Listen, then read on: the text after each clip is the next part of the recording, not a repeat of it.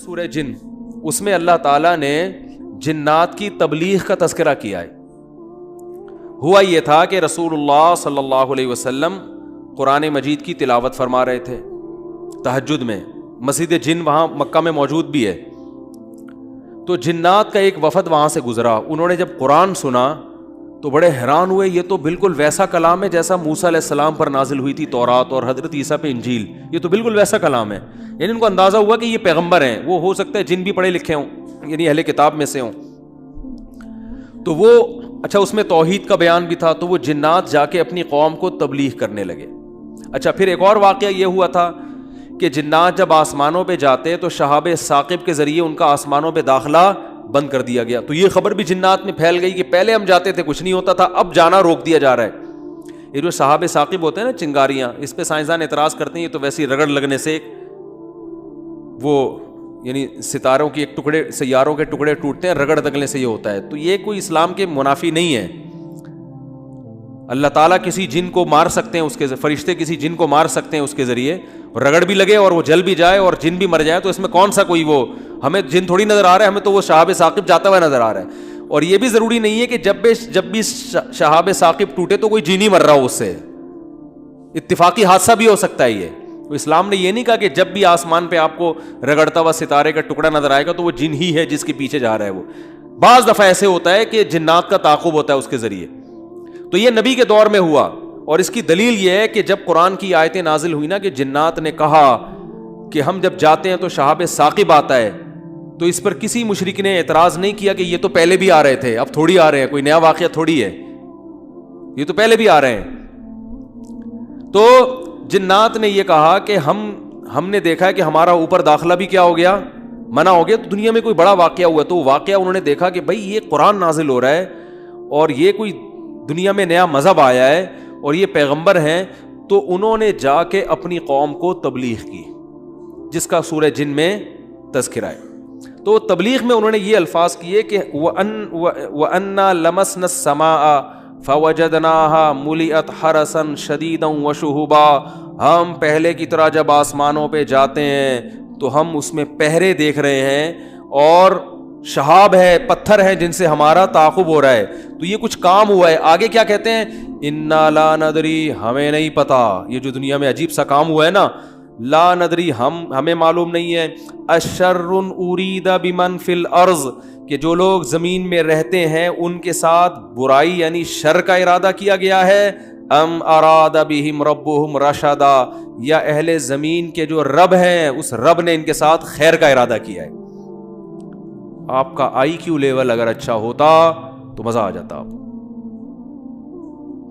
ترجمے سے بات سمجھ میں آئی؟ وہ کیا کہہ رہے ہیں؟ ہمیں نہیں پتہ یہ جو نیا واقعہ ہوا ہے، اہل زمین کے ساتھ برائی کا ارادہ کیا گیا ہے، پیسو وائس، فعل مجہول، یا اللہ نے ان کے ساتھ خیر کا ارادہ کیا ہے. بھائی یہ بھی کہہ سکتے تھے کہ ہمیں نہیں پتہ کہ اللہ نے ان کے ساتھ خیر کا ارادہ کیا یا شر کا ارادہ کیا ہے. شر اور خیر دونوں کی نسبت کس کی طرف کرتے؟ اللہ کی طرف، کہ پتہ نہیں اللہ اب انسانوں سے اچھا چاہ رہا ہے یا کوئی عذاب آنے والا ہے یا کوئی کچھ اچھا ہونے والا ہے، ہمیں نہیں پتا لیکن کچھ ہونے والا ہے. نہیں آ رہی بات؟ ارے بھائی جنات کو جب یہ واقعہ ہوا نا، اوپر جانا بند ہو گیا آسمانوں پہ، تو جن آ کے آپس میں گول میز کانفرنس بلائی. انہوں نے بولا کہ بھائی کچھ کام عجیب سا ہو رہا ہے، کچھ ہو رہا ہے، یا تو کوئی بہت اچھا ہوگا یا کچھ برا ہو رہا ہے. یعنی کچھ نہ کچھ تو ابھی کائنات میں نیا ہوگا، اس زمین پہ کچھ نیا ہوگا. بمن فی الارض، اہل زمین کے ساتھ کچھ نیا ہونے والا ہے. اب یہ نہیں پتا کہ اچھا ہونے والا ہے یا برا. تو یا تو دونوں میں اللہ کا نام نہ لیتے، یہ کہتے ہمیں نہیں پتا اچھا ہونے والا ہے یا برا ہونے والا. یا اگر اللہ کی طرف نسبت کرنی تھی تو یہ کہتے ہمیں نہیں پتا کہ اللہ اچھا کرے گا یا اللہ ان کے ساتھ کیا کرے گا، برا کرے گا. بھائی جو بھی کرے گا اللہ ہی کرے گا نا. یا تو اللہ کی طرف منسوب کرو اچھائی کو بھی اور برائی کو بھی، کہ ہمیں نہیں پتا کہ اللہ نے جو آسمان میں پہرے لگا دیے ہیں تو اب اللہ کا ارادہ ہے کہ اہل زمین کے ساتھ کچھ بہت اچھا کرے گا یا اللہ ان کو سزا دے گا، کوئی برا ہوگا ان کے ساتھ. لیکن جنات کا انداز دیکھو، وہ کہہ رہے ہیں جب برائی کی بات آئی تو اللہ کا نام درمیان سے غائب کر دیا. اشر اریدا، اریدا جو میرے تفسیر کے لیکچر سن رہے ہیں نا اسپیچز چینل پہ, ان کو پتا ہے اریدا اکریما کی طرح ہے, پیسو وائس, ارادہ کیا گیا ہے. کس نے کیا یہ نہیں بتا رہے, کیا تو اللہ نہیں ہے. برائی کا ارادہ کیا گیا ہے زمین والوں کے ساتھ, یا اللہ نے اچھائی کا ارادہ کیا ہے. اب آئی سمجھ میں؟ اب بھی اگر نہیں سمجھ میں تو آئی کیو لیس لوگ ہیں آپ لوگ. پھر وہی پہلی ہے کہ وہ جو سیٹھ صاحب تھے نا, بے وقوف تھے, اپنے شاگرد سے کہہ رہے ہیں, اپنے ملازم سے, کہ ایسی پہلی پوچھ کہ اس کا جواب میں بتا سکوں, ورنہ بے عزتی ہو جائے گی نا. اور اگر نہیں بتایا نا میں نے اس پہلی کا جواب, تو میں تجھے چھوڑوں گا نہیں, تیری گردن اڑا دوں گا میں. اب پہلی پوچھ لیکن آسان, تاکہ میری عزت بھی ہو جائے کہ بھائی سیٹھ نے پہلی کا جواب دیا ہے, جب جواب دوں گا عزت ہوگی, بھائی بڑے ذہین ہیں آپ. تو آہستہ سے اس کو کان میں کہہ دیا کہ ایسی پوچھنا کہ مجھے جواب اس کا آ بھی جائے, اتنی مشکل نہ ہو. اب یہ جو ملازم تھا نا, یہ گرو کہتے ہیں نا اس کو, گرو کہتے ہیں کیا, چیلا کہتے ہیں, چیلا یا چیلا, بچہ بڑا ہوشیار ہے ماشاء اللہ, چیلا. تو وہ چیلا کے اب سوچنے لگا کہ یار ایسی پہلی پوچھو کہ بہت آسان ہو. اب اس نے پہلی سوچ کے آیا. سرائکی میں یہ لطیفہ ہے اصل میں, دیکھو ہک چانٹ مرے سا سدھا تھیا ویسے, یہ میں نے ایک لفظ سیکھا ہے ابھی سرائکی کا. اب کسی کا مطلب نہ پوچھنا, وہ چماٹ لگا دے گا آپ کو کھینچ کے. دیکھو ہک چانٹ مرے سا سدھا تھیا ویسے, ٹھیک ہے نا. تو یہ کسی سے کہنا نہیں, ورنہ کوئی گارنٹی نہیں ہے, ٹھیک ہے نا. تو وہ جو تھا نا, اس میں اس نے پہلی سوچی, اس نے کہا حضور, اب مجھے پوری سرائکی تو آتی نہیں نا, وہ ہمارے حضرت سرائکی میں سناتے تھے یہ لطیفہ, وہ مزہ سرائکی میں ہی ہے. خیر, ایک مخلوق ہے, پونچھ گھمیندی ہے, چولہے کے گرد گھومدی ہے, تے میاؤں میاؤں کریندی ہے بھائی. پونچھ بلی ہے نا, سب کو پتا ہے بھائی, اور چولہے کے گرد اکثر گھومتی, اور آخر میں کمبخت نے یہ بھی بتا دیا کہ میاؤں میاؤں کریندی ہے, کہ یار ایسا نہ ہو یہ کوئی شیر اور چیتا کو لے آئے. اب یہ کھوپڑی اس کی کام نہیں کر رہی نا, آئی کیوں. اب یہ گھنٹہ بیٹھ کے سوچ کے کہتا ہے یار کس مصیبت, کہہ رہے کوکیڑ مرغا نا. اب یہ جو چیلا تھا نا, اس نے بولا اگر میں نے بول دیا نا کہ یہ غلط ہے تو میری تو ایسی کی تیسی. اور یہ تھا 1.5 ہوشیار. یہ اگر یہ کہہ دیتا کہ جی یہ جو ہے کیا نام ہے صحیح جواب دیا, تو اس کو یہ شبہ تھا کہ جو میرا گرو ہے وہ کہے گا کہ یہ شاید 2 نمبری کر رہا ہے. تو اس نے بڑی چالاکی سے ایک کام کیا, اس نے بولا حضور لگتا ہے کسی نے دسیا ہے, یعنی اتنی مشکل پہلی میں نے پوچھی تھی اور آپ نے بالکل درست جواب دیا, یہ کسی نے یقیناً آپ کو بتایا ہے. تو جواب کہتے ہیں نہیں, عقل کی دوڑ ہے, عقل کی دوڑ ہے بھائی. ادھر کیا ہے یہ, عقل کی دوڑ ہے. ہمارے ادھر ایسی پڑھتے تھے, عقل کی دوڑ ہے, عقل کی دوڑ ہے بھائی یہ. تو میں نے اتنی ڈیٹیل میں آپ کو بتایا, اب بھی سمجھ میں نہیں آ رہا کہ جنات کیا کہہ رہے ہیں, انا لا ندری, ہمیں نہیں پتا, اشر ارید بمن فی الارض, کے زمین والوں کے ساتھ شر کا ارادہ کیا گیا ہے, ام اراد بہم ربہم رشدا, یا رب نے خیر کا ارادہ کر لیا ہے. تو کتنی تمیز ہے جنات میں ہے بھائی. حالانکہ شر کا ارادہ بھی اگر کیا ہے تو اللہ نے کیا ہے, خیر کا ارادہ بھی کیا ہے تو کس نے, لیکن قرآن جنات کے ان الفاظ کو نقل کر کے, قرآن نا سمندر ہے, بہت سارے مضامین قرآن میں ہوتے ہیں, ایک ایک آیت میں بہت ساری چیزیں نکل رہی ہوتی ہیں. تو یہاں یہ جہاں یہ بات ثابت ہو رہی ہے, تبھی تو فقہاء نے بیان کیا نا کہ قرآن اور حدیث سے استدلال 4 طریقوں سے ہوتا ہے, عبارت النص, اشارت النص, اقتضاء النص اور دلالت النص. 4 طریقے ہیں جہاں سے فقہاء قرآن و سنت سے مسائل نکالتے ہیں, جو اصول فقہ میں پڑھائے جاتے ہیں. جو آج کل جو نئے محقق آ رہے ہیں نا مارکیٹ میں, انہوں نے ان میں سے کوئی اصول بھی نہیں پڑھا ہوتا. تو اس سے یہ بھی پتہ چل رہا ہے قرآن تمیز بھی سکھا رہا ہے ہمیں کہ جنات سے تمیز سیکھ لو, ہمیشہ شر کی نسبت اپنی طرف کرو. صحیح ہے نا, میری وجہ سے ایسا ہوا, یہ ساری خرابی کس کی وجہ سے ہوئی ہے, میری وجہ سے ہوئی ہے بھائی, میری کوئی کوتاہی ہے جس کی وجہ سے شکست ہوئی ہے. جیسے غزوہ احد میں شکست ہوئی تو صحابہ نے تو اپنے آپ کو جھونک دیا تھا, شکست ہو گئی تو قرآن نے کیا کہا, تمہاری وجہ سے ہوئی ہے, ٹھیک ہے نا, تم نے پیغمبر کی اس معاملے میں اطاعت نہیں کی. صحابہ نے یہ نہیں کہا واہ ہم مدینہ چھوڑ کر آ گئے پیغمبر کے لیے, ہے بھائی اتنے ساری ہم نے قربانیاں دے دیں اور اسباب کی دنیا میں کامیابی کی امید نہیں تھی, پھر بھی ہم نے اپنے آپ کو میدان جنگ میں لے جا کے جھونک دیا. اب ایک گھاٹی پہ اگر 50 آدمیوں کے میں سے چند لوگوں نے اگر امیر کی اطاعت نہیں کی تو اس کی ہم سب کو اتنی بڑی سزا مل رہی ہے. دوسرے کوتاہی تو انہوں نے کی ہے اور قرآن کہہ رہے کہ تم نے کی ہے, سب کی طرف نسبت کیوں کی جا رہی ہے؟ صحابہ نے ایسا کوئی لفظ زبان سے نہیں نکالا, کچھ بھی نہیں نکالا صحابہ.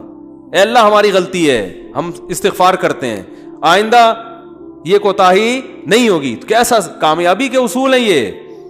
تو بھائی دیکھو دنیا میں آپ کو اللہ کی مان کے چلنا ہے, آخرت میں پھر اللہ آپ کی مان کے چلے گا, سمجھ رہے ہو نا.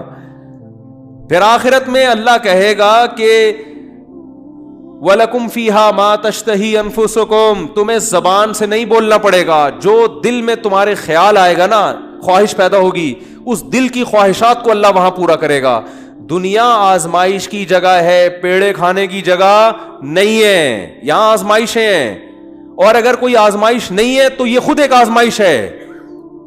آپ کہہ سکتے ہیں فلاں تو بڑی ہنسی خوشی زندگی گزار رہا ہے, وہ تو کوئی آزمائش ہی نہیں ہے. او بھائی یہ ہنسی خوشی زندگی خود ایک آزمائش ہے کہ یہ اللہ کا شکر ادا کر رہا ہے کہ نہیں کر رہا. اسے نہ کوئی بیماری ہے, اس کا گھر بھی ہے, اس کے بیوی بچے بھی ہیں, اس کو سکون بھی ہے, گھر میں آتا ہے بیگم تمیز سے بات کرتی ہے, اور جناب گھر سے باہر نکلتا ہے تو بیگم پوچھتی نہیں ہے واپسی پہ کہ انڈے کیوں نہیں لے کر آئے, کوئی کسی قسم کی ٹینشن نہیں ہے. یہی ہو رہا ہے نا آج کل. اور جناب ابا بھی ٹھیک ہیں, اماں بھی ٹھیک ہیں, ملک کی حالات بھی ٹھیک ہیں, بے روزگاری بھی نہیں ہے, بلب کے والدین کو گالیاں دینے کی بھی ضرورت نہیں ہے, لائٹ بھی نہیں جا رہی ہے, پنکھا بھی چل رہا ہے, بٹن دباؤ پنکھا چلتا ہے. جیسے آسٹریلیا میں تو یہی ہوتا ہے, بٹن دباتے تھے پنکھا چل جاتا تھا وہاں پہ. میں حیران ہوتا تھا یار, ہم تو دیکھتے ہیں ٹرائی کر کے چلا کہ نہیں چلا, ایسا ہی ہوتا ہے نا, چل گیا اے اللہ تیرا شکر ہے, نہیں چلا کوئی بات نہیں, لائٹ آنے والی ہے تھوڑی دیر میں آ جائے گی. جنریٹر چلاؤ, کھینچو پھر اس کو جا کے, کتنے تو چپک کے مر گئے جنریٹر سے بیچارے اس چکر میں. تو کوئی ٹینشن اگر نہیں ہے تو بھی بڑی ٹینشن ہے بھائی. کہیں اللہ ایسا تو نہیں ہے کہ کوئی بہت بڑی پکڑ آنے والی ہے, اللہ کی بہت بڑی پکڑ نہ آنے والی ہو, اس لیے ڈرنا ہے. تبھی کہتے ہیں نا الایمان بین الخوف والرجاء, خوف اور امید کے درمیان ہے ایمان. اللہ کی نعمتوں پہ خوش بھی ہونا ہے لیکن خوف کے ساتھ, اترانا نہیں ہے, خوف کے ساتھ. یار اللہ نے مجھے گاڑی بھی دے دی, گھر بھی دے دیا, بیوی بچے بھی دے دیے, روزگار بھی اچھا ہے, صحت بھی اچھی ہے, سب کچھ ہی مجھے مل گیا, تو کہیں یہ استدراج نہ ہو, اللہ کی طرف سے ڈھیل نہ ہو, کیونکہ فرعون کو بھی سب کچھ مل گیا تھا. صحابہ میں تو ایسا بھی ہوتا تھا جب ان کے سامنے اچھے مرغن کھانے آتے رونا شروع کر دیتے. کہیں ایسا تو نہیں ہے کہ ہم نے نبی کا جو ساتھ دیا تو اللہ تعالیٰ نے ہمیں ہمارے اعمال کا بدلہ کہیں دنیا میں ہی تو نہیں دے دیا, ایسا تو نہیں آخرت میں نہیں ملے گا, اس سے ڈر جاتے تھے وہ. اور آج ہماری حال دیکھو, ہماری حالت دیکھو, خوشی ملتی ہے تو اترانے لگتے ہیں, دوسروں کو نیچا دکھانے لگتے ہیں, اور ایسے سمجھتے ہیں ہم سے بڑا فنٹر دنیا میں کوئی ہے ہی نہیں, اور اعمال سے پیچھے ہٹ جاتے ہیں. خوشی ملی ہے نا تو اعمال سے کیا ہو جاتے ہیں, پیچھے, اور غم ہوتا ہے تو واویلا کرنا شروع کر دیتے ہیں. جیسے قرآن نے کہا ان الانسان خلق ہلوعا اذا مسہ الشر جزوعا واذا مسہ الخیر منوعا, کہ انسان کو جب شر پہنچتا ہے جزوعا, جزا فضا شروع کر دیتا ہے, واویلا, ہائے میرے رب نے یہ کر دیا, ہائے میرے اللہ نے یہ کر دیا میرے ساتھ, میں ہی ملا تھا ٹینشن دینے کے لیے. اور جب خوشیاں ملتی ہیں منوعا, اللہ فرماتے ہیں کنجوس بن جاتا ہے, میرا مال میں خرچ نہیں کروں گا, میں غریبوں کا خیال نہیں کروں گا, میرا پیسہ ہے, میری محنت ہے. تو کہیں الا المصلین, فرمایا کچھ لوگ ہیں جو معتدل ہوتے ہیں کہ جب غم پہنچتا ہے تو صبر کرتے ہیں, خوشی پہنچتی ہے تو اللہ کی اطاعت میں اور زیادہ بڑھ جاتے ہیں. اور وہ کون لوگ ہیں, الا المصلین الذین هم علی صلاتهم دائمون, وہ نمازی جو اپنی نمازوں کی حفاظت کرتے ہیں, اور والذین هم من عذاب ربهم مشفقون, آخرت کا سوچ سوچ کے ڈرتے رہتے ہیں. لفروجہم حافظون, اپنی شرمگاہوں کی حفاظت کرتے ہیں. الا علی ازواجہم او ما ملکت ایمانہم, سوائے اپنی بیویوں کے کسی اور کے پاس نہیں جاتے. لِأَمَانَاتِهِمْ وَعَهْدِهِمْ رَاعُونَ, اپنے ایگریمنٹ کے پابند ہوتے ہیں, کسی کو زبان دے کے پیچھے نہیں ہٹتے معاہدوں کے. تو اللہ نے جو خوف دن کے دل میں نا ان کی یہ صفات بیان کی ہیں, فرمایا یہ نارمل لوگ ہوتے ہیں, یہ کیا ہوتے ہیں؟ نارمل. آج کسی نے بتایا کہ وہاں ایک افغانی آئے ہوئے تھے, وہ کہنے لگے کہ ہم نے وہاں امریکیوں کو دیکھا ہے کہ جب ان کی لڑائی ہوتی تھی نا وہاں افغانستان میں, تو ادھر افغانی جب شہید ہوتے ہیں تو ان کے دوسرے جو بھائی ہیں نا وہ صبر کرتے ہیں, بھائی شہید ہو گئے, اللہ تعالیٰ اس کے درجات بلند کرے. انہوں نے کہا کہ جب کوئی امریکی قتل ہوتا ہے تو چیخ چیخ کے رو رہے ہوتے ہیں فوجی.